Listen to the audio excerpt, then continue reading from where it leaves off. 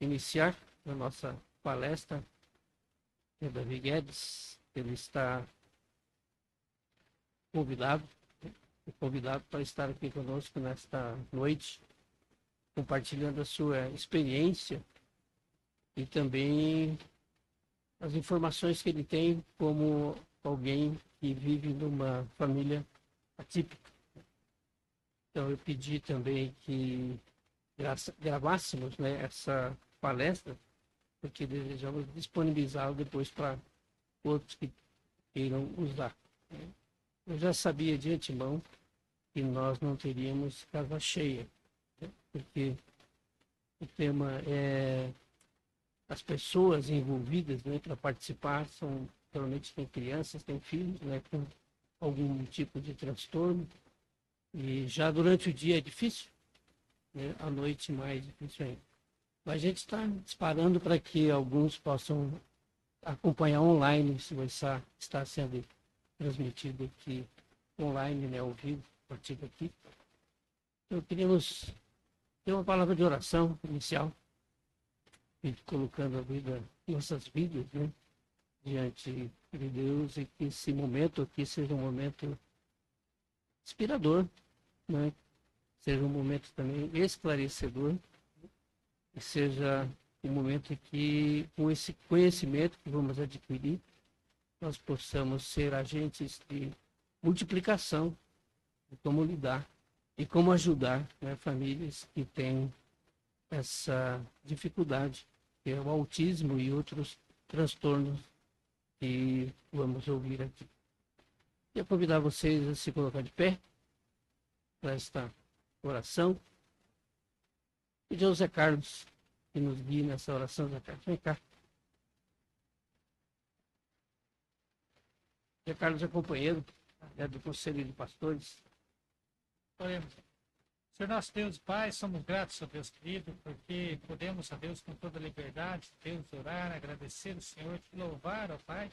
Neste momento, ó Deus, colocamos a vida dessas famílias atípicas, ó Pai Santo, que eles possam também, ó Deus, ter um encontro pessoal com o Senhor, ó Pai Santo, e que as vidas deles possam ser facilitadas, ó Deus, pelo agir e mover do Santo Espírito, ó Pai Santo, e também a nós, ó Pai Santo, o Senhor nos dê a direção e a capacitação do alto, ó Pai querido, para conduzir todas as necessidades e habilidades, ó Deus, que precisamos para lidar com cada situação. Isso, ó Pai querido, nos orienta, abençoa, Deus querido, quem precisa, ó Pai Santo, que também com ele, através dele, possamos crescer um pouco mais nesta noite. Assim oramos, pedindo a bênção do Senhor, em nome do Pai, do Filho, do Espírito Santo de Deus. Amém. Amém. Podem acertar? Com a palavra, então, reverendo Davi Guedes. Deus abençoe, Davi. Bom, minha gente, quero mais uma vez aqui manifestar minha profunda gratidão pela oportunidade, presidente da Câmara, pastor José Carlos Tuts, e você que nessa noite fria veio para cá, já está transmitindo pela internet. Então, também saudar o pessoal que está pela internet, nos acompanhando. Privilégio. Nós temos compartilhado por muitos lugares aí sobre essa nossa realidade. Evidentemente que, no meu contexto, eu sou pastor, sou teólogo, então, normalmente a nossa agenda acontece mais nas igrejas, ou no contexto da igreja, principalmente mobilizando a igreja em torno dessa necessidade de acolhimento de famílias atípicas, né? Mas é um assunto comunitário, ele não está restrito à igreja, até porque a igreja também é um agente comunitário, a igreja também tem o seu papel social, que é tanto quanto o papel dos órgãos públicos, da iniciativa privada, no acolhimento dessas famílias. Bom, uma apresentação, como é que você vai passando aí o slide? O senhor vai passar. Tá. Então, eu sou, bacharel em teologia, pós-graduado em liderança transformadora, sou pastor na Igreja Presbiteriana de Curitiba, O pessoal chama ela de Central, né? Há 10 anos, esse é o 11º ano. Primeira igreja presbiteriana a ser organizada no estado do Paraná, ela tem 138 anos. Hoje nós estamos com 2.380 e poucos membros na nossa igreja. E lá naquela igreja eu sou também coordenador dos ministérios de pais e filhos. Então isso nos coloca numa rota de colisão com as famílias, né? A gente lida todas as semanas com famílias atípicas e também neurotípicas, né? Então, em todas as esferas da família, que vão desde o casamento, trato com filhos pequenos, filhos casados, os avós, tudo isso faz parte do nosso cotidiano, no aconselhamento, na orientação. E também tenho tido o privilégio de palestrar pelo Brasil nesta área, né, principalmente falando sobre autismo. Aqui está a minha família, a fotinha do lado, a dona Lidiane. E a Lidiane é neuropsicopedagoga e neurocientista, formada em pedagogia, licenciatura em pedagogia, mais pós-graduada em neuropsicopedagogia e neurociência e educação. Eu também estou pós-graduando em neurociência, então junto com ela nós estamos fazendo esse curso de pós-graduação.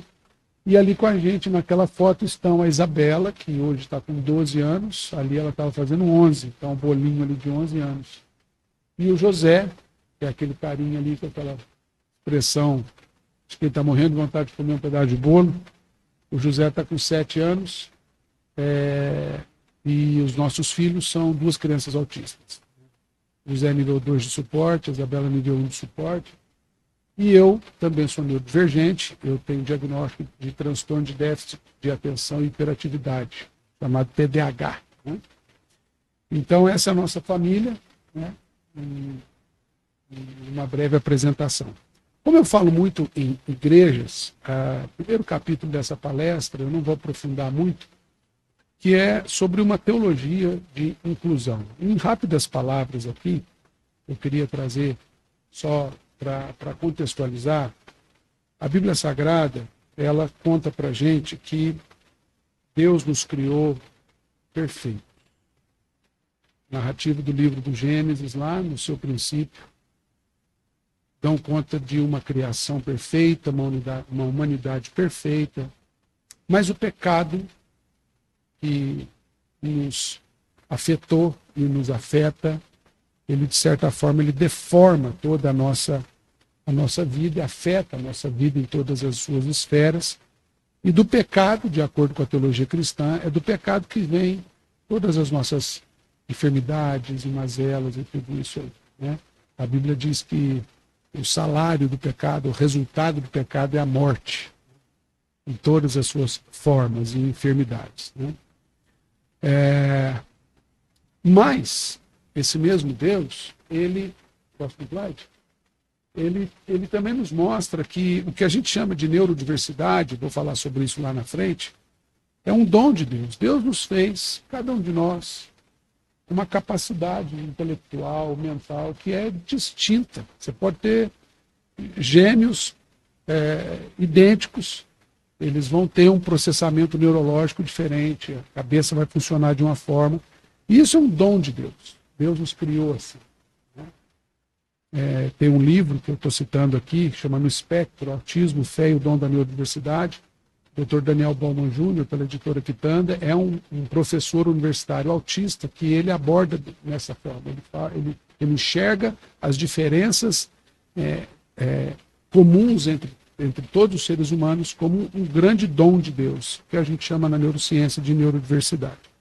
E quando o apóstolo Paulo escreve a primeira carta aos Coríntios, ele fala da igreja como um corpo de Cristo. E ali ele fala que os dons são diversos, mas o Espírito é o mesmo.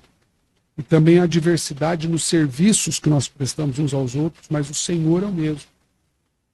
E há diversidade nas realizações, mas o mesmo Deus é quem opera tudo em nós. E ele também diz que a manifestação do Espírito Santo é concedida a cada um visando um fim proveitoso. Eu gosto de pensar nisso, porque quando a gente pensa em algum transtorno mental, a gente sempre pensa no prejuízo disso, né? mas a Bíblia conta para a gente que há um fim proveitoso nisso. Existe uma beleza que precisa ser descoberta também por parte daqueles que são neurodiversos, né? Aqui um pouco mais de densidade, mas a teologia da salvação, que a gente chama de teologia da salvação, que é justamente esse Deus que vem ao mundo para nos salvar, é uma teologia de inclusão por essência, porque Deus, ele se auto-inclui na história humana, né? Ele nasceu da Virgem Maria, ele vem para a nossa história para nos buscar. Então, esse movimento teológico, né, ontológico, do ser de Deus que se torna ser humano como cada um de nós, é um movimento de inclusão. E justamente a sua encarnação e também o que a gente chama de teologia da justificação pela fé, que é o que Deus faz na nossa vida, nos moldando, nos transformando, nos ajustando. Isso tudo tem uma pedagogia inclusiva, porque, novamente, nós somos todos diferentes, mas cada um de nós com o seu valor, cada um de nós com as suas virtudes, e Deus trabalha por meio disso tudo também. E no final da Bíblia Sagrada, a gente encontra o que a gente chama na teologia de escatologia. Escatologia é a teologia dos últimos dias, né? Muita gente relaciona muito isso ao livro do Apocalipse, mas não é só o Apocalipse. Toda a Bíblia Sagrada tem um tom escatológico.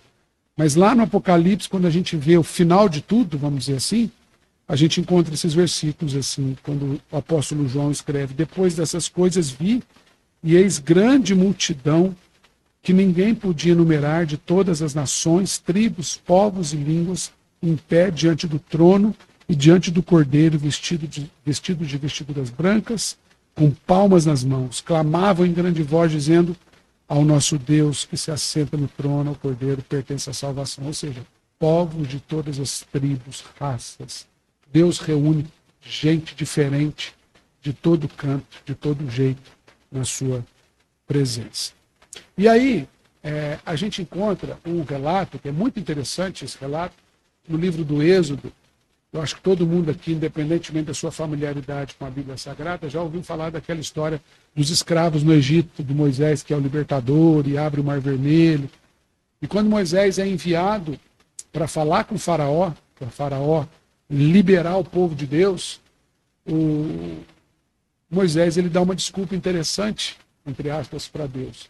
E essa aqui é o texto que diz então, que o Senhor chama Moisés e ele diz então para o Senhor: Senhor, eu nunca fui eloquente, ou seja, eu não sei falar direito. Nem outrora, ou seja, nem antes e nem agora que o Senhor falou comigo. Pois eu sou pesado de boca e pesado de língua. Alguns vão dizer que ele era gago, ou possuía algum tipo de dificuldade fonética, né? A gente não sabe exatamente, mas o fato é que Moisés era um neurodiverso. Moisés tinha uma dificuldade de comunicação, né? E aí o Senhor responde para Moisés, essa resposta maravilhosa. Observando a limitação de Moisés, ele diz assim: Moisés, quem fez a boca do homem? Ou quem faz o mudo, ou surdo, ou que vê, ou cego? Não sou eu, Senhor? Vai, pois, agora, e eu serei com a tua boca, e te ensinarei o que há de falar. Ele, porém, respondeu: Senhor, envia aquele a quem há de enviar, menos a mim. Então se acendeu a ira do Senhor contra Moisés e disse: não é Arão, o levita, teu irmão? Lá no Egito tinha um irmão de Moisés que Moisés não se lembrava, vamos dizer assim, né? Porque ele foi levado para o Egito muito bebezinho, saiu de lá, foi criado com o faraó, de certa forma nem conhecia o seu irmão, mas ele estava lá. E Deus então levanta Arão e fala assim: Arão vai ser para você um suporte. Eu vou falar com você, você vai falar com Arão, e Arão vai falar em seu nome com o faraó. Então eu chamo isso aqui de a primeira pessoa a receber um suporte na condição de deficiente ou de neurodivergente, ainda que fosse na questão da comunicação. A gente encontra essa narrativa com Moisés. Ou seja, Deus está atento a isso, desde sempre. Deus está sempre atento às nossas condições e todas as nossas limitações. Bom, agora entrando então de fato na questão, normalmente essa parte aqui, a parte anterior é a parte que eu levo quase uma hora, porque quando a gente está falando em igreja, a gente aprofunda mais isso. É importante a gente considerar um pano de fundo histórico, porque é o seguinte, a história da neurociência, principalmente no que diz respeito à inclusão, ela passa por 4 grandes momentos históricos, 4 grandes períodos da história. E entender cada um desses momentos, a evolução de cada um deles, é fundamental para a gente entender quando a gente fala de inclusão hoje em dia, do que a gente está falando. Porque o conceito de inclusão, de certa forma, ainda está sendo elaborado. Eu tenho certeza que essa Casa de Leis aqui deve se debruçar muito sobre essa questão de discutir adequações e adaptações que o município requer nas suas esferas públicas. Estou vendo ali a placa de banheiro adaptado para deficiente e por aí vai. Então, assim, essa política pública, vamos dizer assim, de inclusão, ela é muito recente. Ela não é antiga, não. E esses 4 grandes períodos, eles são divididos da seguinte forma. Primeiro período da exclusão, que vai desde a antiguidade até o século XVII. O século XVII foi a virada de chave ali, depois do iluminismo, da reforma protestante. Mas até lá, a história chama esse período de período da exclusão. Pasme você, nesse tempo, pessoa que nascia com algum tipo de deficiência, ela era imediatamente sacrificada. Não dava tempo nem da pessoa desenvolver. E quando ela ia se desenvolvendo, não tinha nenhuma deficiência aparente, logo que se percebia uma cegueira, então uma condição neurológica, ela era descartada. Não servia para nada na sociedade. Não tinha direito a nada.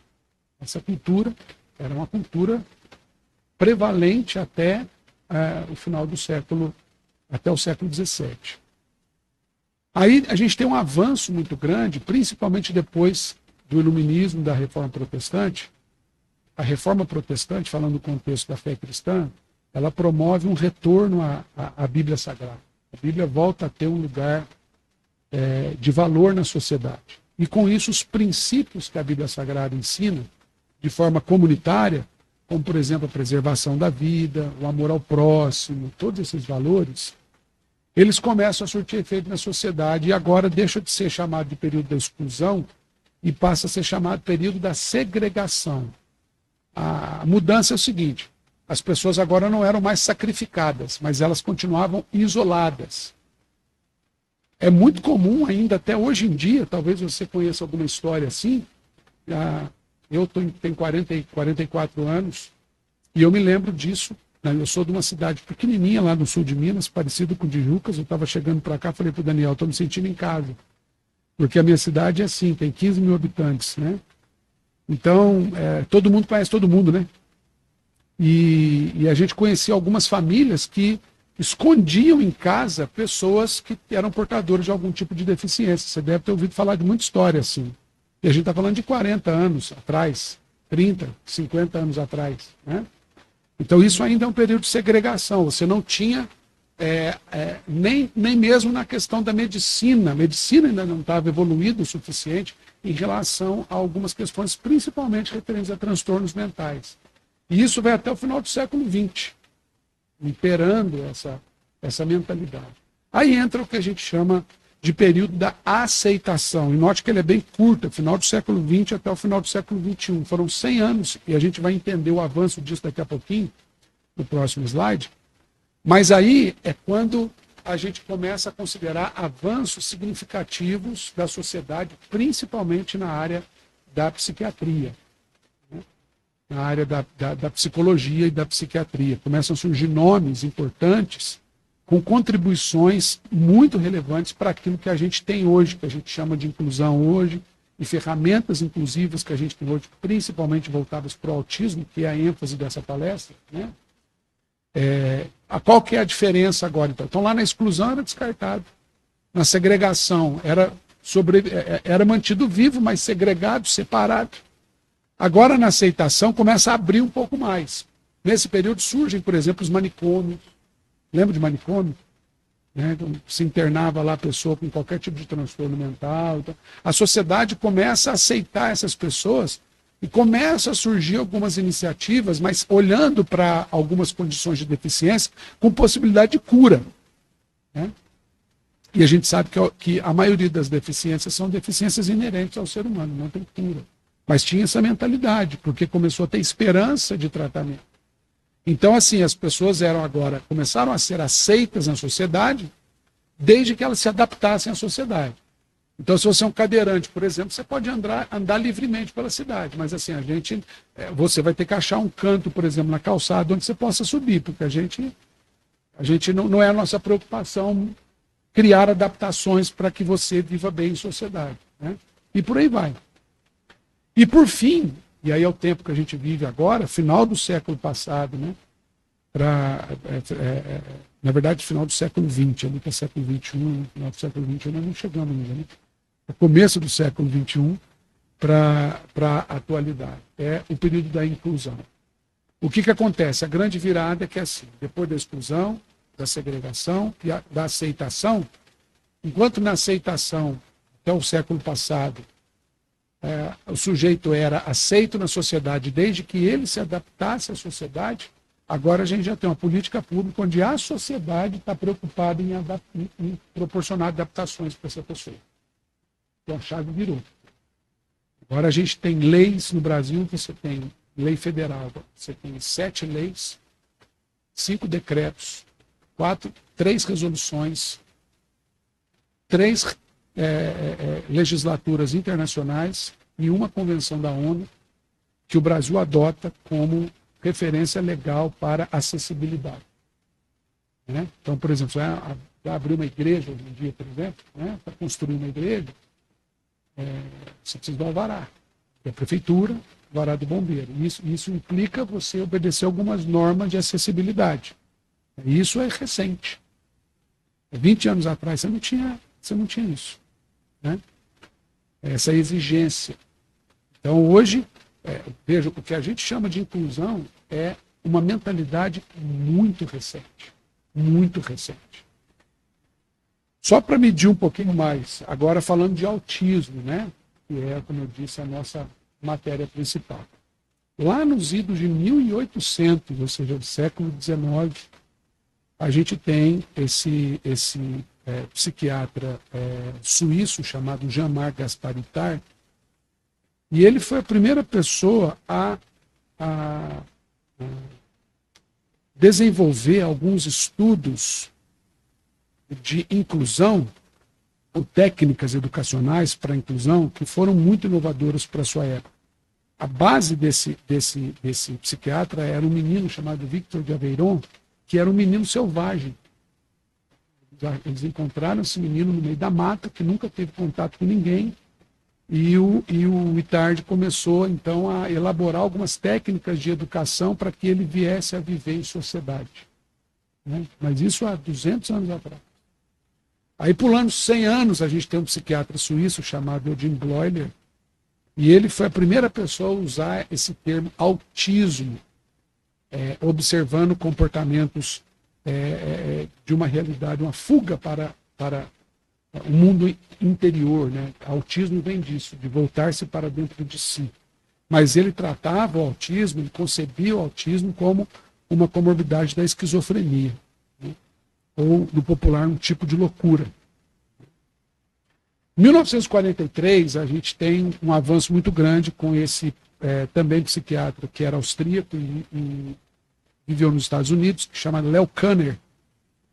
E Leo Kanner, ele é o primeiro a publicar um artigo científico falando sobre autismo, e ele é quem dá o primeiro diagnóstico de autismo na história, 01 da história, com um senhor chamado Donald Gray Tripler.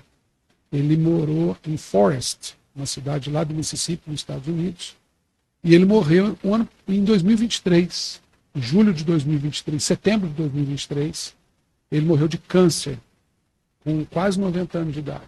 Né? E o Don, como ele gostava de ser chamado, ele era, inclusive, membro de uma igreja presbiteriana. E ele tinha altíssimas habilidades, o pai dele herdou um banco, que o avô dele fundou, ele tinha apenas um irmão, que era neurotípico, não tinha nenhuma deficiência mental. Esse irmão dele era advogado e ele herdou o banco e prosperou o banco, e mais tarde foi comprado pelo Citibank, nos Estados Unidos. E esse homem, inclusive, investiu muito do lucro do banco de Forest, que é o banco que ele comandou até a sua morte, em missões, em donativos para várias iniciativas ao longo do mundo todo. E aí, no ano seguinte, 1944, a gente tem aqui o Hans Asperger, que foi um nazista, inclusive. E, apesar de ser nazista, esse psiquiatra alemão, ele escreveu Psicopatia Autista na Infância e foi a primeira pessoa a começar a sistematizar o que hoje a gente chama de autismo, né? E lá em 1952, a Associação Americana de Psiquiatria, então, lançou esse documento, que é o DSM. DSM, traduzindo para português, é Manual Diagnóstico Estatístico de Transtornos Mentais. Esse documento, é muito importante a gente entender esse documento, porque hoje ele é a base para a medicina, para conclusão de diagnóstico, para autismo, para TDAH, para transtorno de ansiedade generalizada, dislexia, dispraxia, todos os transtornos mentais que a gente tem, a referência é esse manual, né? Hoje a gente está na versão 5 dele, mas ele começou lá em 1950. Próximo. Michael Hutter é um psiquiatra inglês, e ele é a primeira pessoa, de fato, classificar o autismo como um distúrbio cognitivo, ou seja, ele começou a perceber não só comportamentos, mas dificuldade de aprendizagem. Teve mais um avanço. Agora, em 1980, já a terceira versão do DSM, esse documento que eu falei, que agora nós já estamos na 5ª versão dele, mas ele, finalmente, ele inclui transtornos invasivos do desenvolvimento e coloca o autismo como um deles. 81, Lorna Wing, que é outra inglesa, psiquiatra também, ela, a partir dos estudos de Hans Asperger, aquele nazista que a gente falou aqui há pouco, ela lança Síndrome de Asperger, que hoje está incluída no pacote do autismo, não tem mais Asperger. Até por uma questão de politicamente correto. Como Asperger era nazista, então tiraram esse nome, e a antiga Síndrome de Asperger, criada por Lorna Wing, agora é chamado de nível 1 no espectro autista, né? Que é o que aconteceu em 1994.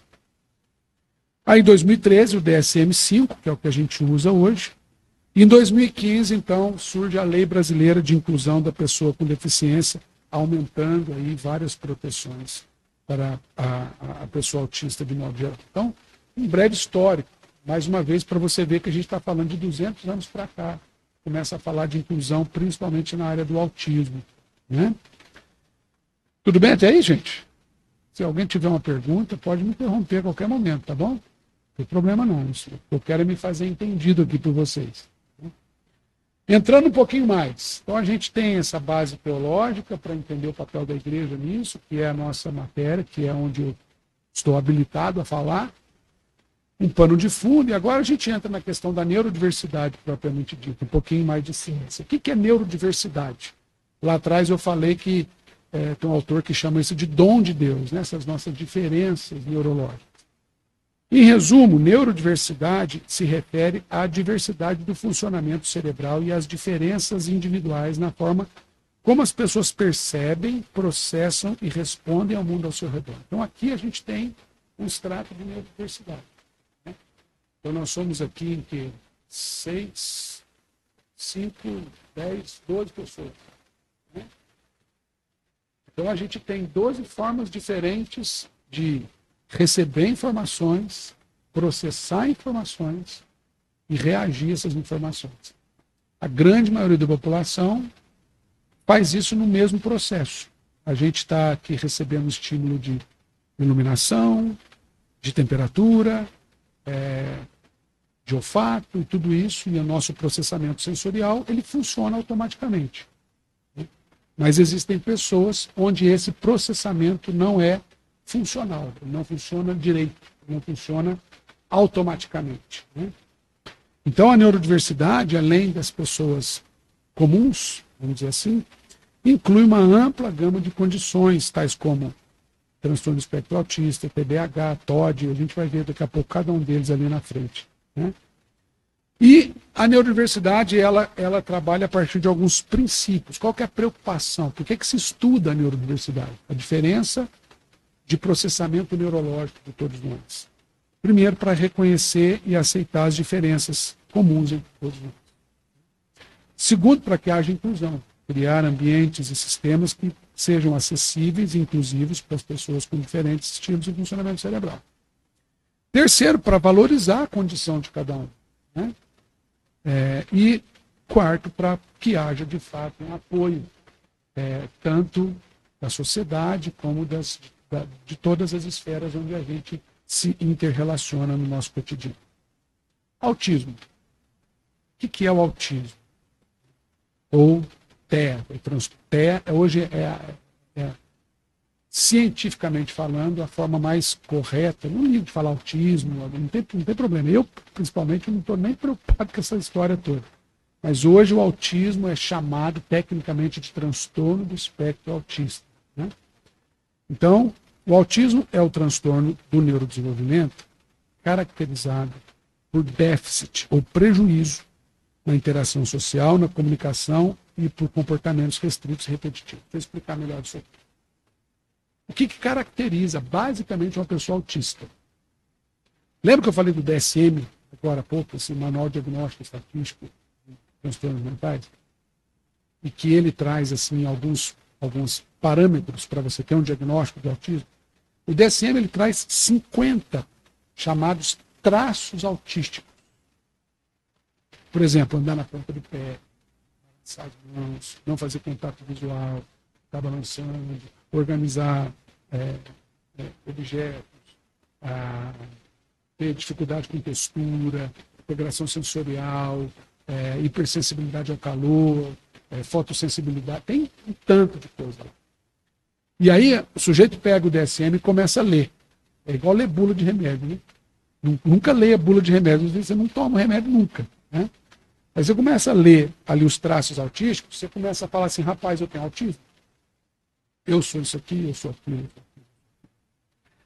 A maioria da população pode ter até 25 dos 50 traços autísticos sem ter autismo. Então, como se caracteriza o autismo? O autismo é o seguinte, primeiro, a pessoa precisa ter prejuízo na interação social. Então, prejuízo. Não é uma pessoa que tem dificuldade. O que é interação social? É isso aqui, socialização. Então tem gente que tem jeitão dele, fica lá no cantinho e tal, mas você chega, cumprimenta, a pessoa responde, você chama para vir, ela vem. O autista ele não vai fazer isso sozinho. Ele não tem, o cérebro ele não processa automaticamente, agora é hora de juntar, vamos juntar. Você tem que ensinar ele a fazer isso. E às vezes ele nunca vai aprender. Mas sempre vai depender de alguém pegar e trazer. Então não é apenas dificuldade, é um prejuízo. Ele não consegue desenvolver habilidade social. Não consegue. Né? É a mesma coisa você pegar, desculpa, um exemplo mais esdrúxulo, é a mesma coisa você pegar uma pessoa cega, completamente cega, e pedir para ela ler um livro. A não ser que você dê um livro em braille para ele não vai ler o livro, ou então um audiolivro. Né? Porque ele não consegue fazer isso. É uma limitação real. Né? Então, prejuízo, primeiro, na interação social. Segundo, na comunicação. Não é só o que ele fala, mas a forma como ele processa a informação que ele também recebe. Né? Comunicação não é só o que você fala. Comunicação é quando a gente estabelece, né, um vínculo comunicativo. Então, o autista não apenas ele tem dificuldade em se expressar, como ele tem dificuldade em receber. Eu lembro quando meu filho, uma vez ele estava com chocolate, ele estava pedindo um chocolate, e a minha esposa pegou da mão dele o chocolate e falou assim para ele, não vai ter chocolate. É lógico, uma criança vai fazer birra e tal. Mas ele entrou em desespero. Sim, um desespero que não dá para entender. E a gente não entendeu. E a gente falava, filho, é só um chocolate e tal, não sei o quê. Depois, estudando, a gente foi entender que os autistas na comunicação eles são literais. Então, quando a minha esposa falou para ele assim, não vai ter chocolate, ele entendeu assim, nunca mais na sua vida você vai comer chocolate. Aí hoje a gente fala assim, filho, agora não pode. Quarta-feira a gente come. Ou daqui, depois. Então você tem que trabalhar com uma previsibilidade de raciocínio. Eles são literais. Né? Então, por quê? Essa dificuldade na comunicação. E também caracterizar por comportamentos restritos e repetitivos. Aí você fala assim, mas eu tenho um tanto de mania. Né? Quem não tem um tanto de mania, né? Pois é, nós podemos ter traços assim. Agora, um autista, ele tem um negócio chamado rigidez cognitiva. A cabeça dele não funciona. Por exemplo, quando a gente sai de casa, a gente vai para a igreja. Eu moro, quem conhece Curitiba, eu moro no Atuba, que é a saída para São Paulo, e a minha igreja é no centro da cidade. São 11 quilômetros da minha casa até a igreja. Então, assim, a gente tem aquele trajeto que é comum você fazer. Se a gente sai do trajeto e não fala para eles, eles entram em pânico. Eles podem achar que a gente está fugindo de alguém, que a gente está... Por quê? Porque na cabeça deles, aquilo ali é um comportamento restrito. É ali que tem que ir. Não, filho, mas tá. E quando a gente está indo e tem aquelas corridas de rua, e tem aquele negócio de bloqueando via, é um Deus nos acuda. 8 horas da manhã, indo para a igreja. Estabelece uma confusão no carro. Porque não pode. E agora? E na cabeça dele, você tem que ficar parado ali, até terminar aquele negócio, né? Liberar, porque aquele é o caminho. Não, filho, mas a gente vai passar. Não, papai, esse aqui é o caminho. Aí você imagina isso todo dia. Todo dia. A minha filha, por exemplo, tem um traço autístico feminino que é a hipersensibilidade no couro cabeludo. Parênteses, nós tivemos o diagnóstico de autismo da Isabela depois do José, porque o José era aquele autista clássico. Assim. Com 1 ano de idade você já viu que ele era autista. A Isabela é 5 anos mais velha que ele e ela tinha um diagnóstico de TDAH e um diagnóstico de uma paralisia facial e tal. E a gente tratava isso, não tinha ideia que ela era autista. E toda vez que a Isabela ia tomar banho, é um trabalhão. E aí você fica com o pai e a mãe, não, você vai tomar banho agora, porque agora é hora de banho. Não, não quero, e foge do banho e tal. E a gente faz aquela, mas você não pode ser porca, menino, sabe aquela história? Aí eu digo, nós descobrimos que ela tem hipersensibilidade no couro cabeludo. Sabe o que significa? Que o chuveiro caindo na cabeça dela dói. Dói, é como se tivesse caído um tanto de pedra na cabeça dela.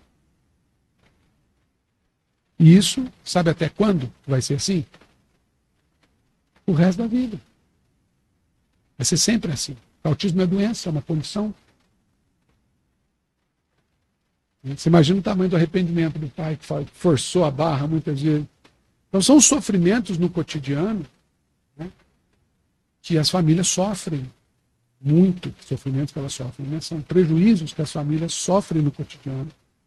E isso impacta demais a vida dela. E é um silêncio, é um sofrimento muitas vezes silenciado, silencioso. Né? A gente vai ver algumas estatísticas ali na frente.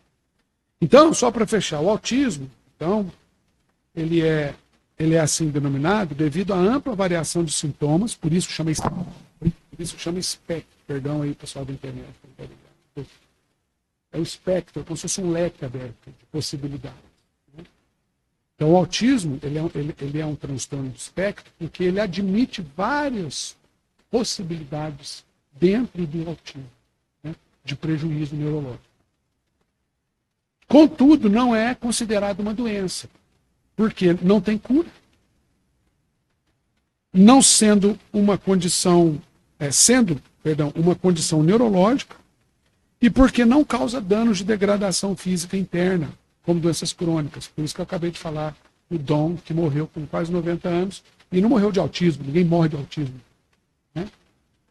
Você morre de coisas que qualquer pessoa morre, de infarto, você não vai... O autismo não tem maior propensão para isso ou para aquilo, não. Né? Então, em outras palavras, o autismo não é um erro de processamento, é um sistema operativo diferente. Então, se você pegar um celular de uma marca, você pega um iPhone e você pega um Samsung. Mesma configuração. mesma câmera, mesma capacidade de memória, tudo igualzinho. Tem o mesmo aplicativo, tudo. Qual que é a diferença entre eles? É que um funciona com o sistema Android e o outro funciona com o sistema iOS. Então, o sistema de processamento de informação é diferente. Isso é ok. E que vai trazer prejuízos em algumas áreas. Então, por exemplo, tem aplicativo que roda melhor no iPhone, mas tem outros que rodam melhor no Android. Né? Então vai ter prejuízo, mas também vai ter benefícios e facilidades e tal. Né? Normalmente se fala do autismo só nessa perspectiva do prejuízo, mas o autismo também ele traz, encontram-se benefícios em pessoas autistas que a gente precisa também perceber. Então, o que causa autismo? Até aí tudo bem, gente? Tranquilo? Causas do autismo. O autismo é um transtorno de origem genética. Por isso não tem cura. É diferente, por exemplo, de ser cromossômica. Hoje você tem estudos, por exemplo, que você consegue fazer um exame na barriga da mãe e saber se aquela criança pode ter, por exemplo, síndrome de Down, que é uma deficiência de ordem cromossômica. A genética é menor que o cromossomo. A tecnologia ainda já tem muitos avanços recentes, 20 anos para cá, 30 anos para cá, mas ainda é muito precário. Então, o que se sabe hoje é que o autismo ele é 100% de origem genética. Ou seja, 81% dessa genética é genética herdada.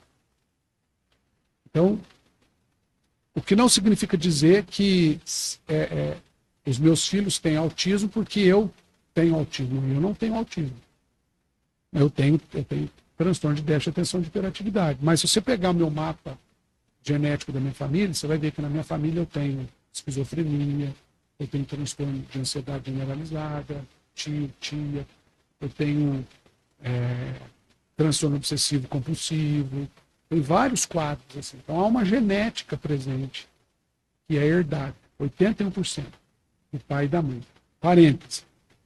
Existem estudos hoje que comprovam, acho que eu não coloquei isso aqui,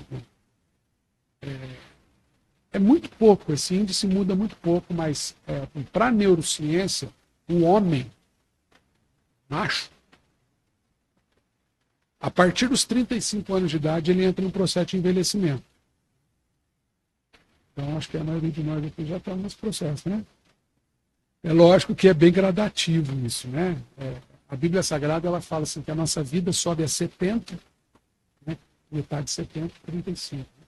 Havendo vigor a 80. Né? O que passar disso é canseiro e enfado. Mas, cientificamente, isso é comprovado. A partir dos 35 anos, algumas das nossas células começam a se degradar. Então, existem estudos já que apontam para o fato de que quando o pai tem um filho com mais de 35 anos, isso pode aumentar a probabilidade dele desenvolver algum transtorno neurológico, particularmente o autismo. Aí isso pode ser, mas é muito pouco a taxa. Mas pode ajudar a explicar um pouco do aumento de diagnóstico, porque a população está se tornando pai mais velho. Né? Eu, por exemplo, nasci, está certo que meu pai foi muito precoce. Eu nasci, meu pai tinha 18 anos.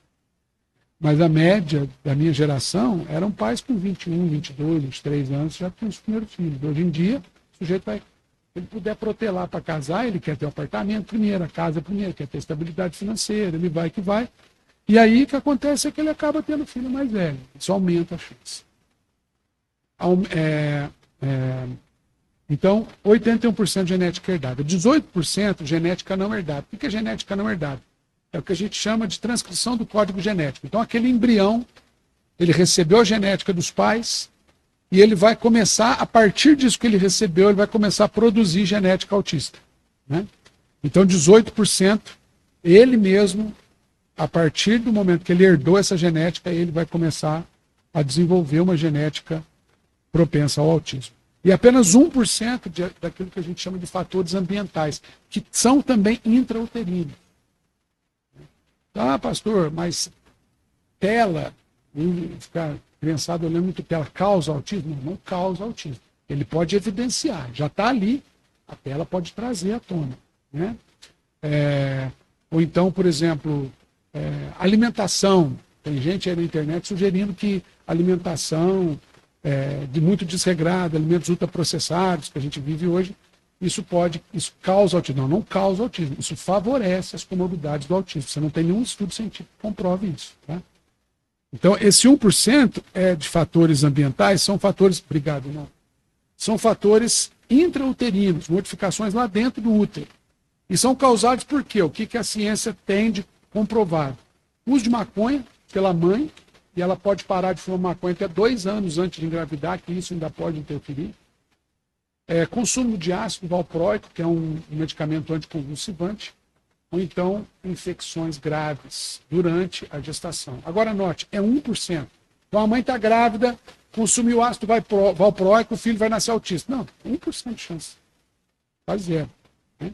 Aí ela fumou maconha a vida toda, agora está grávida, vai nascer autista. Não. É lógico, se tiver já uma genética herdada, se tiver uma condição de transcrição de código genético, isso favorece ainda mais. Certo?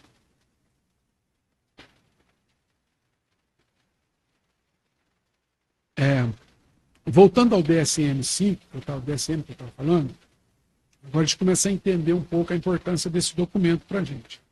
Então, lendo ali, né? O Manual de Diagnóstico Estatístico e Transtornos Mentais, o DSM-5, é a principal ferramenta taxonômica. O que é ferramenta taxonômica? É essa que mapeia, que traz para a gente evidências.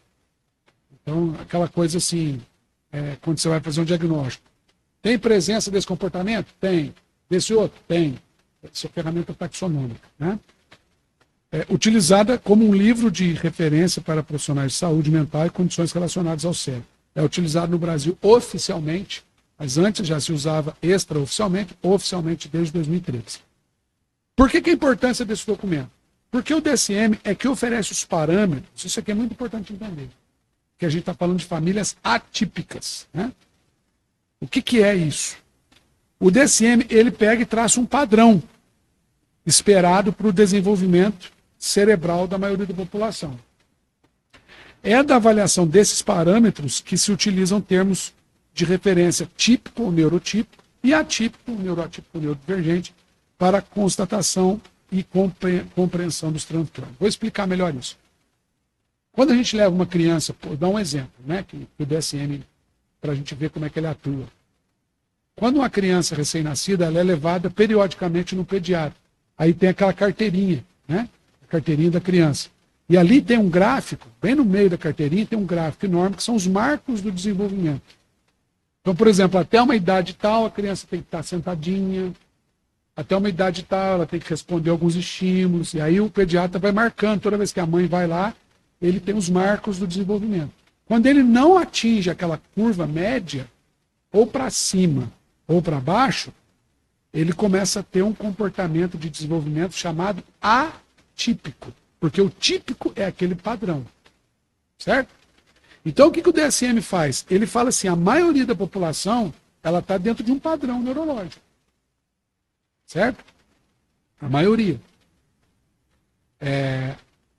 Então, quando essa pessoa não se constata que uma pessoa não está nos padrões neurológicos que o DSM coloca para a gente como referência, aí começa a considerar que essa pessoa é neuroatípica, ou atípica, ou ainda neurodivergente. Certo? Então, resumo ali no quadrinho amarelo, neurotípico ou típico se refere ao funcionamento neurológico dentro dos padrões regulares. A maioria da população. Enquanto neurodivergente ou neuroatípico ou apenas atípico se refere a pessoas que apresentam alterações no funcionamento cognitivo comportamental neurológico. O DSM hoje ainda fala de autismo, classifica o autismo. E aí, é importante a gente entender mais uma coisa. Ele classifica o autismo em níveis de suporte. Contudo, não são níveis verticais. Houve um tempo que ele falava assim, autismo leve, moderado e grave. Hoje se percebe que não é uma classificação vertical, né, do menor do menos pior para o mais pior, né, ou do ruim para o pior. Não, a classificação de nível de suporte ela é horizontal. Você imagina um prato, né? Então, quanto mais concêntrico for aquele autismo, mais suporte ele vai precisar. Quanto mais distante ele estiver, menos suporte ele vai precisar de autonomia. Então, nível 1 de suporte, ou necessita de apoio substancial. Quem são esses autistas nível 1 de suporte? São indivíduos que geralmente apresentam dificuldade na comunicação, na interação social, mas são capazes de ter alguma autonomia nas suas atividades. Apresentam comportamentos restritos e inflexíveis, que eu expliquei agora há pouco, rigidez cognitiva, mas não em um nível comprometedor. Então, os meus filhos, eu mostrei a fotinha deles, se eles estivessem aqui, eles iam estar incomodados com alguma coisa, eles iam certamente estar incomodando vocês em outras coisas, mas assim, de boa. Tem gente que fala assim, nossa, eles são autistas, mas não parece. Né? Pois é, porque o autismo não é uma deficiência aparente. Ela é aqui no cérebro para processão. Só que eles são comunicativos, são afetivos, eles desenvolvem, provavelmente eles vão constituir família, ter uma vida normal com as limitações que tem. Nível 1 de suporte. Nível 2 de suporte é quando essa condição começa a ficar um pouquinho mais dependente. Ele ainda consegue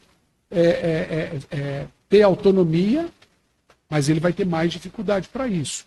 Normalmente, autistas de nível 2 de suporte têm muita dificuldade de constituir família, casamento, para dividir o espaço, né? Principalmente os homens, para dividir espaço com as mulheres. As mulheres autistas de nível 2 de suporte, acontece às vezes um movimento contrário. Elas acabam buscando logo um casamento para poder justamente ter suporte. Os homens, normalmente, o movimento é o contrário. Eles querem viver sozinhos. O isolamento é uma marca importante do autismo nível 2 de suporte. E o nível 3 de suporte, aí já requer apoio extenso. São indivíduos que não vão conseguir sobreviver, vamos dizer assim, ou interagir, ou se comunicar sozinhos. Eles vão depender de ajuda a vida toda. Eles têm um comprometimento maior das suas funções neurológicas. Hoje se fala nisso aí. Mas é importante a gente saber que na próxima versão do DSM, que já está, inclusive, no mundo inteiro funcionando, só que no nosso bendito país, que vai entrar em vigor em 2027, né, até lá, Deus tem misericórdia das famílias atípicas, brigando com um plano de saúde, eu que o digo, né, é um terror para quem tem filhos que dependem de plano de saúde, porque o plano faz de tudo para comprometer os níveis de suporte que eles precisam ter, as terapias que eles precisam ter. Mas isso pode melhorar quando entrar em vigor o próximo CID-11, na revisão do DSM-5, que ele vai, em vez de classificar o autismo em níveis de suporte, ou em níveis de suporte, a gente faz assim já automaticamente, né? Não é assim, né? Em autismo com deficiência intelectual e ou autismo com comprometimento de linguagem funcional. Então não tem essa de nível de suporte. Você é autista, você tem deficiência intelectual, sim ou não? Você tem prejuízo na comunicação ou na linguagem funcional, sim ou não? Você é autista. Tá bom.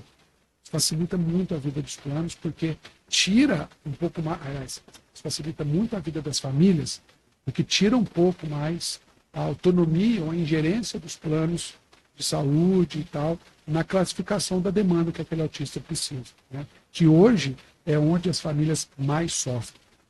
Exemplo, você tem uma criança, por exemplo, no nível 2 de suporte, com a rigidez cognitiva muito acentuada, ela precisa de neuropsicologia, de psicomotricidade, de neuropsicopedagoga, em alguns casos de fonoaudiologia. E ela precisa, não é de uma sessão por semana, às vezes 2 ou 3.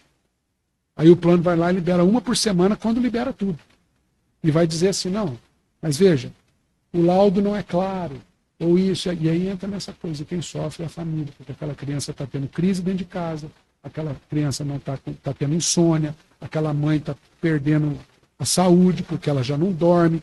A minha esposa, às vezes eu chego em casa, e ela teve aquele dia com as crianças, e ela fala assim para mim, coisa simples para as mulheres, né? E ela chega e fala assim, amor, você fica com as crianças para eu tomar um banho decente. Sabe aquele banho que a Sanepar depois manda a conta parcelada para nós? Sabe? Você pagar em 5 vezes. Sabe aquele banho? Que a Copel, assim, dá participação de lucro para todo mundo só no banho seu. Sabe? Aquele banho de mulher, banho digno de mulher, de 3 horas de banho. Sabe aquele banho? A minha esposa toma um banho desse por semana. Porque ela não tem tempo para fazer isso. E não é porque eu sou ausente, não, é porque concilia trabalho com igreja, com suporte, com isso. Aí você imagina isso todo dia, todo dia. E o plano de saúde ali num caos, desgraçando a vida da gente. Então, Deus tem misericórdia. Além, então, como a gente fala do autismo, ele é um espectro, lembra disso? Ou seja, ele admite várias outras condições. Então, a gente chama essas condições de comorbidade. Ou seja, além de autismo, então, o autismo funciona, só para ilustrar, como uma plataforma para você desenvolver outras comorbidades. Por exemplo, outro exemplo bem esdrúxulo aqui, mas o diabetes. Né? O diabetes, ele pode ser uma plataforma para você desenvolver problemas cardíacos, você tem a propensão a problema cardíaco, a problema de circulação, sofrer amputação de membros. Né? Então, o autismo, neurologicamente falando, ele favorece o surgimento de várias outras comorbidades associadas ao autismo. Os meus filhos, por exemplo, eles são autistas com TDAH, o José com investigação de TOD, eles têm altas habilidades, né? E a Isabela tem uma dispraxia da fala e motor. Então, você veja, autismo com outras coisas. Né? Então, o que são as comorbidades? São associações entre condições em um mesmo indivíduo simultaneamente, ou seja, uma mesma pessoa pode possuir múltiplos diagnósticos ou diferentes quadros clínicos. No transtorno do espectro autista é possível que ocorra várias comorbidades. Aqui estão algumas delas. Né? TDAH, que é o que eu tenho. Por isso que às vezes eu me perco, viu, gente? Vocês não reparam, não. Às vezes eu começo a falar um negócio, não termino, eu bagunço tudo, a fala, por aí vai. Meu cérebro, pessoas com TDAH, por exemplo, eles sofrem de insônia, porque o cérebro não para um minuto nem para dormir. Pessoas com TDAH sofrem de ansiedade, porque eles estão pensando aqui, ali, tudo está acontecendo ao mesmo tempo. Eu, por exemplo, eu vou sair daqui, preciso chegar em casa com a minha mala, que amanhã, 4 horas da manhã, eu tenho que estar no aeroporto, que eu vou para Palmas, no Tocantins, de lá eu vou para Araguaína, lá no Amapá, quase, depois eu volto para estar domingo de novo na minha igreja, para poder pregar à noite. Eu fico pensando em tudo isso, quantas cuecas que eu vou levar, qual meia que está lavada, o tempo todo, sem parar. E outras coisas, será que eu paguei a conta da Copel? Será que eu não paguei isso? Gente, será que eu entendi por telefone? Quem será que é aquele número? O tempo todo pensando nesse negócio. Facinho viver assim, né? Transtorno de ansiedade generalizado, transtorno opositor desafiador, disfunção de integração sensorial, e por aí vai algumas das comorbidades que o autismo consegue. Então, gente, isso posto, que são, então, finalmente, as famílias atípicas. Diante de tudo isso, fica fácil concluir. As famílias atípicas, do ponto de vista, né, da neurodiversidade, eu tenho que falar isso, porque essa expressão família atípica, ela também pode ser empregada em alguns outros contextos, não é o meu extrato aqui, eu estou falando de neurodiversidade. Né? Do ponto de vista da neurodiversidade, são famílias atípicas são aquelas onde há em sua configuração de membros, ou seja, um pai, uma mãe, um filho, 2 filhos, né, uma mãe, um filho, alguém nessa família que seja neurodivergente, ou seja, que tenha autismo, que tenha TDAH, que tenha TOD, dislexia, qualquer outro transtorno mental. Né? E que, em virtude disso, frequentemente elas enfrentam desafios específicos devido a essas particularidades. Importante saber o seguinte, que uma família atípica, ela é sempre atípica. Né? Ela nunca deixa de ser atípica. E isso impacta o seu cotidiano. Como eu disse aqui, tarefas simples que você tem, de comando, por exemplo, para uma criança, ou de rotina do lar. Né? Enfim, são as mais... Aí você pode imaginar, diante de conviver com esses transtornos dentro de casa, como é que é a disfunção disso. Agora, note o impacto. Olha o tamanho do desafio. Agora a gente está falando de inclusão. Por que a gente... Aí eu trouxe o pano de fundo, está entendendo? Por que a gente precisa se atentar para isso, o presidente da Câmara, atente-se para isso, um clamor que eu faço, né, para a comunidade aqui de Tijuca do Sul, atentem-se para isso, vereador, porque é uma realidade. Estima-se, agora atualizado no mês de agosto, pelo CDC, o CDC é o Centro de Prevenção de Doenças, o Centro de Controle e Prevenção de Doenças, um órgão americano que é respeitado no mundo inteiro, ele é que publica essas estatísticas. No mês de abril, que foi o mês da conscientização do autismo, ele apontou para esse dado. 1 a cada 31 pessoas, 1 a cada 31 crianças, ele está falando aqui de diagnóstico com crianças até 8 anos de idade. 1 em cada 31 crianças tem transtorno do espectro, estão no transtorno do espectro autista. Quer ver um problema? A gente teve o último censo em 2022, né? Sabe qual foi a conclusão estatística do censo no Brasil? Para esse dado aqui? 1 para 110. Enquanto o mundo inteiro está falando de 1 para 31, o governo brasileiro está falando de 1 para 110. Olha o tamanho da subnotificação. Você sabe o que significa isso? O que tem de família atípica sofrendo, sem ter ideia do que tem, por que sofre. O que tem de adolescente cometendo suicídio sem saber o que tem. Porque olha as taxas aqui embaixo. Casos de suicídio são 8 vezes maiores entre autistas nível 1 de suporte, principalmente até os 17 anos de idade. 8 vezes. 70% das crianças e adolescentes autistas sofrem bullying na escola e em outros ambientes, inclusive na igreja. O impacto dessas comorbidades que a gente trouxe aqui agora, associadas ao autismo. O aumento de divórcio chega a mais de 70% no primeiro ano após o diagnóstico. 70%. Sabe o que é isso? De cada 10 famílias, 7 se separam no primeiro ano de diagnóstico. Porque a rotina muda de tal maneira. O casal não tem mais tempo para nada, nem para namorar. Porque quando vai para a cama, os dois querem dormir de tão cansados que estão do dia. Sem contar o tanto de coisa que está acontecendo ao mesmo tempo. E pior, a pior forma de divórcio é quando o divórcio acontece com o casal se amando, mas não consegue mais conviver. Tamanha tensão e o sofrimento que eles padecem. E essa estatística aumenta para 80% de abandono dos pais, homens, que às vezes não separam, mas larga tudo nas costas da mãe. 80%. Eu lembro quando eu tive o diagnóstico dos nossos filhos, eu disse que a gente teve o diagnóstico do José primeiro, da Isabela depois. Né? Então o José a gente já foi para o médico já praticamente sabendo. A minha esposa, como neuropsicopedagoga, já sabia. Tanto que ele falou para ela, quando ele viu, o diagnóstico é clínico, né? O médico tem que ver, aplicar um teste neuropsicológico, tá? Clínico, observar. Então quando a gente entrou, deu 5 minutos, ele falou para a Lidiane assim, a senhora já sabe o que é, né? Ela falou, não, a gente sabe, mas a gente precisa que o senhor constate, o senhor que é o médico. E aí a gente começou o acompanhamento e um dia, até que chegou o dia que ele também trouxe para a gente a realidade do autismo para a Isabela. Então estava eu ali na sala dele, com os 2 filhos, tocando terror na sala do médico, e ele falando para mim, seus 2 filhos são autistas. E aí vem aquele choro. Ele ainda falou assim para mim, vocês pensam em ter mais filhos? Porque é muito raro, já é raro, porque é 1 para 31, né? Agora, quando você tem 2 filhos e um homem e uma mulher, isso significa que a carga genética é muito grande, o que aumenta muito. Eu tenho uma probabilidade muito aumentada de ter mais um filho neurodivergente ou com outro tipo de transtorno mental ainda mais grave. Aí ele, inclusive, falou, se vocês pretendem mais filho, até ofereceu para a gente lá no Pequeno Príncipe, na época, tinha um programa gratuito, que é muito caro isso no Brasil. Nos Estados Unidos, por exemplo, chega a custar mais de $20 milhões, um programa de acompanhamento genético. E o Pequeno Príncipe estava com um projeto de 100 famílias, acompanhar 100 famílias no monitoramento genético. Ele ofereceu para a gente, se a gente quisesse ter mais filho. Eu queria ter mais uns 10, mas a Lidiane, que manda na lojinha, não queria mais, então está tudo certo.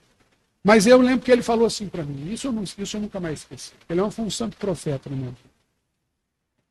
Ele falou, para trazer esses números aqui, ele falou bem assim, pai, eu vou te falar agora de pai para pai, porque ele também tem um filho autista. E ele falou assim, olha, você tem 3 alternativas. Ou você faz como a grande maioria dos pais, eu falo assim, tem que crescer melhor. Eu era assim quando era criança. Pois é, a genética herdada, né? Explica, né? Esse é o jeitão dele mesmo. 80% dos pais fazem isso. Ou então você faz parte de um extrato assim, da sociedade que é muito beneficiado. Eu não sei qual é a sua condição social, de repente você é um homem rico. Se você for um homem rico, você contrata babá para dar banho, babá para fazer tarefa, babá para levar na escola, babá para levar na terapia. Aliás, você traz a terapia para sua casa. Existe. Mas tem gente que vive assim, só fica com o bônus da relação. O ônus ele paga, louvado seja Deus, né? Bom, deve ser muito legal. Ou então, cara, só fez assim também. Pegasse a mão e ficar com seus filhos. É isso aí mesmo. Não vou te iludir. É isso mesmo. Ajuda a patroa aí e vamos viver a vida, vamos descobrir esses negócios, trocar pneu para o carro andando, como diz lá em mim. E é isso mesmo. Né? Agora, esses números aqui, eles me assombram como família todo dia.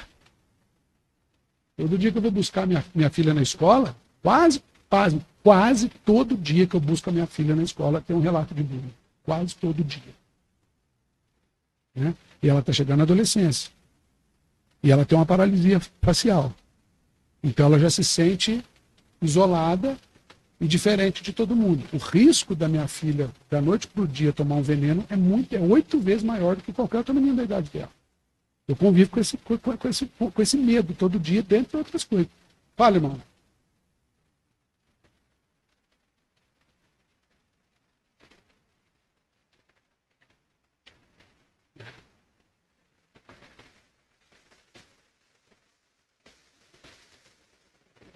Sim.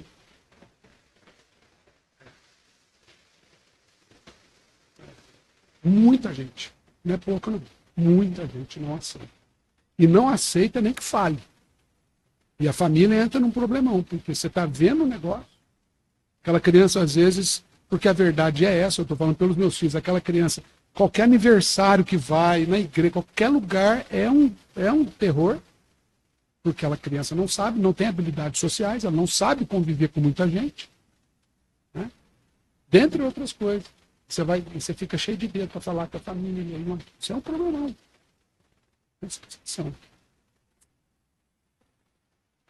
Eu já tinha falado de famílias atípicas. Aqui era, na verdade, para estar inclusão, não era para estar famílias atípicas. Desculpa. Não, é aquele slide mesmo, só que o título, pode voltar esse aqui. Esse. Está escrito famílias atípicas ali, era para estar escrito inclusão. Eu vou falar com o rapaz que fez o slide para ele arrumar isso aqui. O que é inclusão, então? Inclusão é oportunizar, uma definição de inclusão, depois de tudo isso, né? Inclusão é oportunizar que todos tenham experiências equivalentes. Então é muito importante isso aqui. Não é apenas estar ali. É experimentar o lugar. Há uma diferença muito grande entre acessibilidade e inclusão. Acessibilidade garante acesso. Acessibilidade é equipamento, é estrutura. Inclusão é mentalidade. Então você pode ter um ambiente acessível que não seja inclusivo. Necessariamente. Mas todo ambiente inclusivo sempre será um ambiente acessível. Então a acessibilidade é uma ferramenta para a inclusão e não um fim em si. Por isso, a inclusão de fato acontece assim, quando a pessoa ela experimenta aquele ambiente da mesma forma que as outras pessoas experimentam. Né? Nos diversos ambientes e situações, reconhecendo, entendendo e assim compartilhar com o outro, conviver com o outro que seja diferente de nós. Inclusão é um processo, não é uma agenda e nenhuma ação pontual. Você não faz inclusão, você vive de forma inclusiva. Né? É um olhar permanente. É um processo porque sempre saem novas ferramentas, e novas estatísticas, e novas possibilidades e por aí vai. Vamos lá, pressupostos para a inclusão. Se a gente está falando de inclusão, é porque a gente tem alguns pressupostos. O primeiro deles é a realidade da exclusão. A gente só fala de inclusão porque a gente considera que está acontecendo a exclusão, senão você não precisava falar de inclusão, certo? Né? Então, o primeiro pressuposto para a inclusão é a realidade da exclusão. Qual é a realidade enfrentada pelas pessoas deficientes aqui no mundo? O segundo pressuposto é a segregação. Aqui a gente usa uma palavra bem técnica, voltada bastante para a igreja, que é o enriquecimento ambiental. Mas ele pode ser aplicado, por exemplo, numa igreja, vou falar do contexto da igreja. Né? Numa igreja, às vezes você tem lá na igreja uma sala sensorial. Sala equipada lá com luz adaptada, com climatizada, texturas. Então, beleza. Sim, o sonho da família típica é ter uma sala sensorial. Né? Quando ele chega, está em paz. Vamos lá. Agora, até onde esse enriquecimento ambiental, ao invés de incluir, ele não segrega. Porque daí essa família, quando chega num lugar que tem ambiente, um ambiente adequado, assim, uma sala sensorial, ela já chega e vai direto para lá. Então acaba que ela troca 6 por meia dúzia. Ela estava isolada em casa, ela vai para a igreja e ela vai para a sala sensorial, ela não interage com as pessoas. Então é um equipamento importante, principalmente para momentos de crise, ou situações de tensão, né? Na igreja, por exemplo, na hora do louvor, a música, aquela coisa, sai, leva para a sala sensorial, o estímulo é menor, acabou, volta para cá. Preciso mapear isso, né? Mas é um pressuposto. E terceiro, a integração, que é o que eu falei de acessibilidade e inclusão. Uma coisa é a pessoa estar no ambiente, a outra coisa é a pessoa participar do ambiente, ter voz, ser considerada tão relevante quanto, né? Por isso, inclusão só é uma realidade quando a pessoa é um agente ativo no ambiente. Se ela é um agente passivo, ela só está ali, a inclusão não está acontecendo. Certo? E aí a gente já pegando a reta final aqui, a gente vai falar agora sobre a importância do suporte. Tá? O que é um suporte? Suporte refere-se a qualquer tipo de assistência que ajuda pessoas com autismo a lidar com as suas necessidades e a desenvolver suas habilidades, seja em termos de comunicação, interação social, desenvolvimento motor ou desenvolvimento cognitivo. Esse suporte pode ser fornecido por familiares, terapeutas, profissionais de saúde, educadores e pela igreja, né? Então eu estou trazendo pelo menos 4 tipos de suporte. O primeiro, suporte familiar. O primeiro e mais importante suporte que essa pessoa autista necessita é da própria família.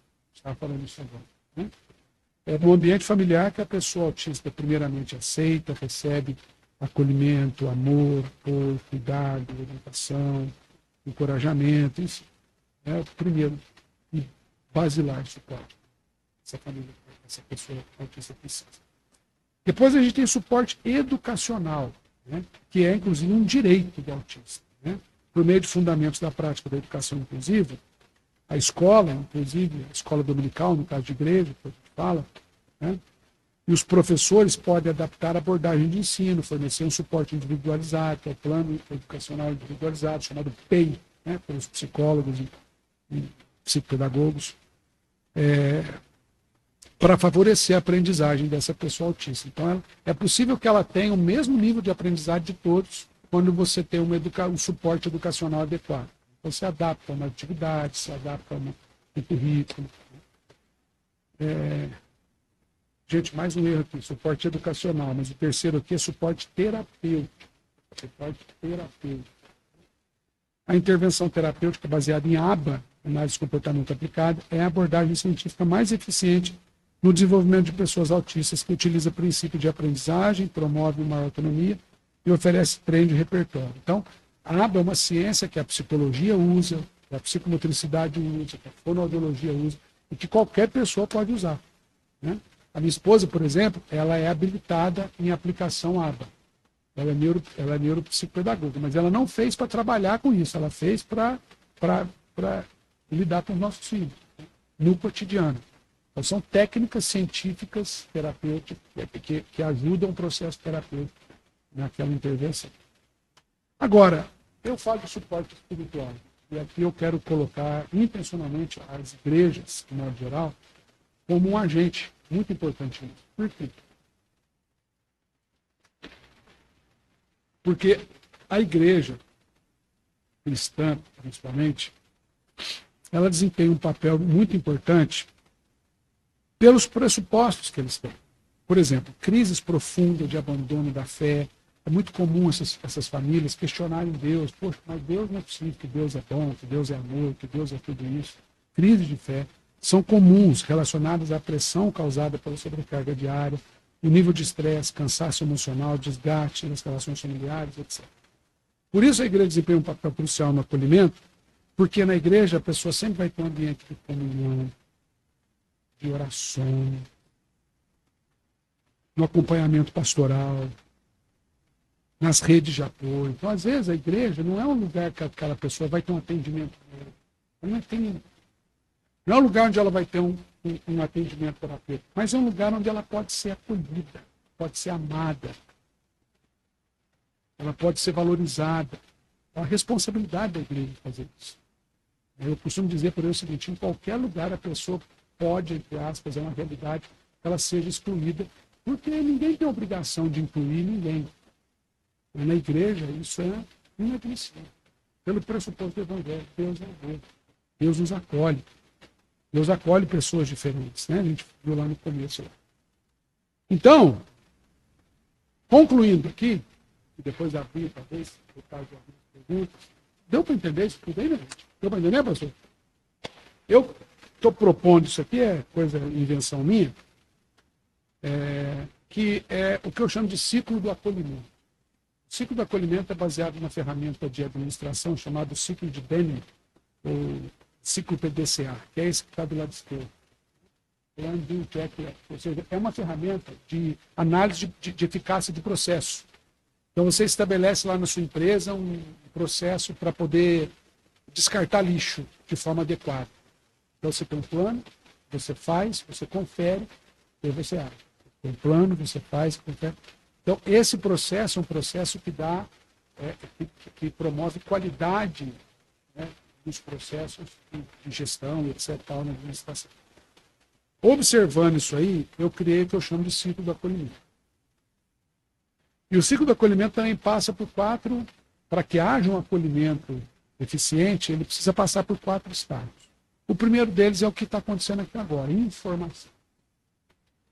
O acolhimento se faz a partir de informação, conhecendo a realidade, tendo mais informação sobre aquela condição. Isso precisa ser promovido na Câmara Municipal, nas escolas, nas igrejas, né? Todos os ambientes, nas redes sociais, promover informação. Informação que não seja fake news, né? Porque hoje em dia é brincadeira. Tem gente falando besteira na internet, principalmente sobre autismo, não está no gibi. Né? Por que isso? Porque a informação gera engajamento. Eu imagino que boa parte, né, se não todos aqui, vieram porque de alguma forma tem um interesse nesse assunto. Tem um familiar, ou está envolvido em alguma realidade, seja na política, seja na igreja, né? A informação gera engajamento. E quando o engajamento acontece, aí a gente começa a ter uma integração. Que também toma aqui como exemplo, a integração entre a igreja e o poder público. Né? Entre uma clínica, tem o pessoal da clínica, né? Não conseguiram ver o pessoal da clínica aqui, eu tinha falado. Então, mas uma integração, né, de várias pessoas trabalhando juntas em prol daquilo ali. Então, quando você tem a informação que é promovida, o engajamento, que acontece a integração, que é o resultado disso, aí a inclusão acontece automaticamente. E quando a inclusão acontece, essas pessoas incluídas começam a produzir informação, que é o meu caso aqui agora. Então, na minha igreja, eu tenho já há quase 2 anos nós vamos implantando um núcleo de inclusão na igreja. Que não é um departamento da igreja, mas é um processo, passa por todas as esferas da igreja. Essa experiência que a gente está vivenciando na igreja se transforma em palestra e eu venho trazer informação aqui. E aí você ouvindo essa palestra, você está transmitindo, essa pessoa está ouvindo, ela vai replicar. E aí a gente entra num ciclo. E o benefício que se obtém disso é que o acolhimento, de fato, acontece. Né? Isso é genérico. Pode ser aplicado a clínicas, pode ser aplicado a escolas, pode ser aplicado à igreja e por aí vai. E é isso, minha gente. Muito obrigado. É o que eu tinha para compartilhar com vocês hoje. Não sei se pude ser claro na minha explanação, se ficou alguma pergunta, né? Eu não sei se na internet tem alguma coisa, de repente o pessoal manda pergunta pelo chat, alguma coisa, não sei se foi aberto isso também, mas eu estou aqui à disposição. Se tiver alguma dúvida, alguma questão.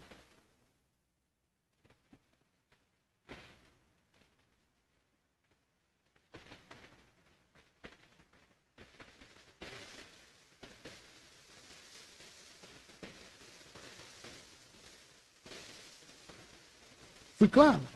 Deu para